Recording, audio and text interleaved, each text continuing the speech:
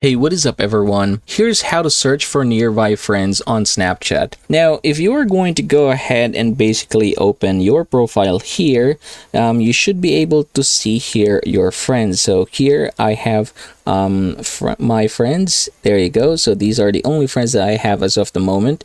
And yep, if they have, for example, activated their Snapchat and then you open your Snap Map right here, you should be able to see here your friend. As you can see, one of them is here in this location and we are able to see them.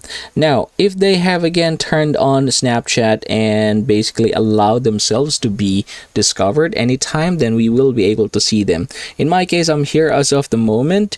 Now, if you want to ask how to share your location, then basically you have to go to your profile and then you're going to go ahead and scroll down here. You can see the option here, sharing my location with my friends. So if I were to go ahead and click this one, I can actually go ahead and change these settings. Now, say for example, you don't want to be discovered or your friends have set themselves to ghost mode like this and then click this one.